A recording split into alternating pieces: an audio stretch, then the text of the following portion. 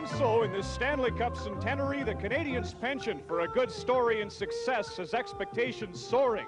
In 1993, the best team over the course of times become the best team in overtime. And as a result, they're one result from the Stanley Cup. The Lions of Winter have been asleep for 7 seasons. Tonight, they're poised for an awakening. Still, 3 men with a mission of their own will try to tell their side to ignore the lore. They'll claim the Lions of Winter can't be kings of the jungle when the Kings of California are around.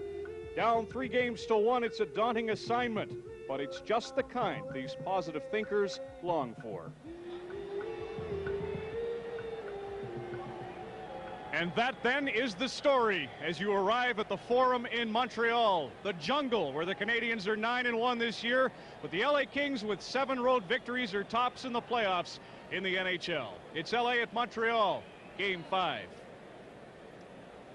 It's hushed in here now, but it'll erupt in just a couple of moments when the Canadiens hit the ice. As you see, Terry Gregson's just going out behind me, Wayne Bonney and Ray Scampanello. We're set for Game 5 of the '93 championship final. The season, 8 months and 3 days old. It could end tonight, but if you're a Los Angeles Kings fan, here's a couple of things to feel optimistic about. Number 1 is Kelly Hrudey. In 1987, the New York Islanders went into Washington for a Game 5, down 3-1 in the series. Hrudey was brilliant that night. He made 40 saves. The Isles won in Washington, went back home and won, and then in Game 7, you may recall, in quadruple overtime, they were a winner. In 1989, Hrudey did the same trick, down 3-1 to the Oilers. He stood in his head, and the Kings came back to win it in 7 games. Hrudey's never quit, no reason to think he will tonight, and the other factor has to be Wayne Gretzky. 99's first ever playoff win was in this building, and of course 4 points in Game 1, so he and the Kings are ready. From a Montreal point of view, Steve and Florence Bellows have made the drive up from St. Catharines to be at the Forum tonight. If you believe the press and if you know what the fans are feeling, it's like a coronation they're expecting. So we spoke to Brian Bellows to find out what the Bellows should expect from the team tonight. I think tonight's strategy has got to be one of our team to go out and play really strong, really hard at the start. I think all the players are pumped up. In fact, I know they are. The main concern has got to be balancing the excitement with keeping your head and playing cool play. Dave Taylor joins me now. You're getting a sense of the electricity in this rink. Dave, what about in your locker room? How's the mood?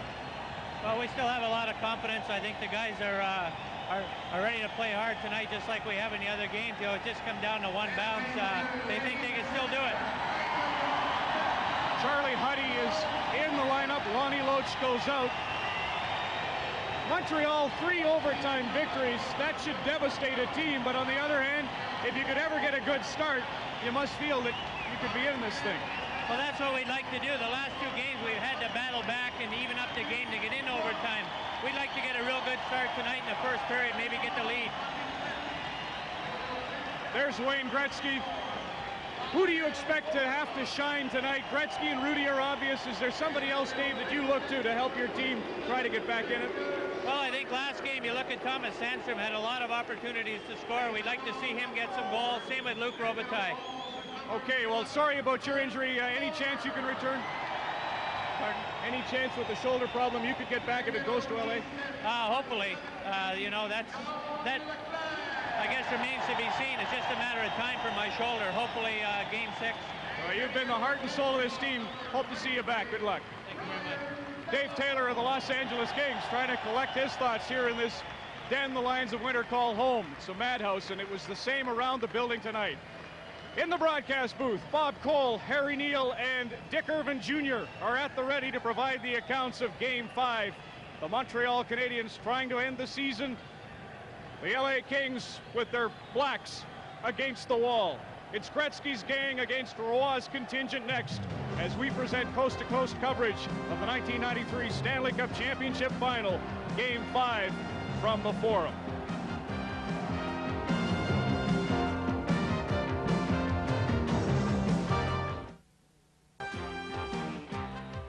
Molson Hockey Night in Canada on CBC. Brought to you by Molson Canadian Ice, Canada's favorite ice with beer drinkers. By Ford of Canada, where quality is job one, it's working. By Imperial Oil and Esso Associates, proud to be one of the leading sponsors of youth hockey in Canada. And by Pepsi, gotta have it.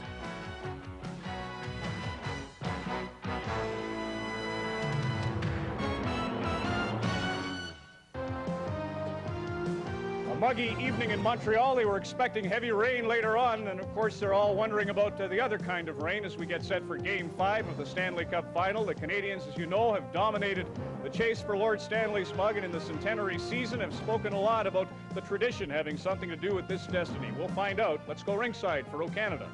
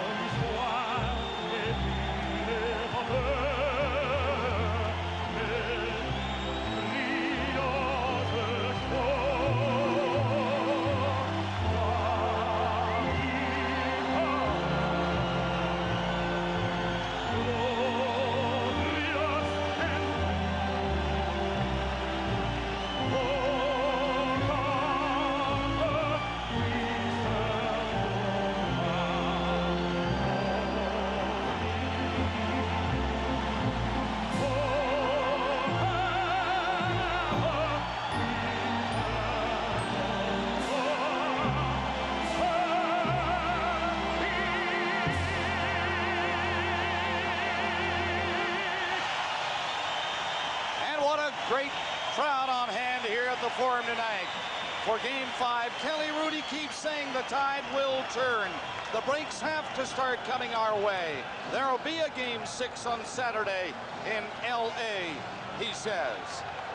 What can you say about Patrick Waugh? If Canadians win this game tonight, you're looking at the Conn Smythe Trophy winner for 93.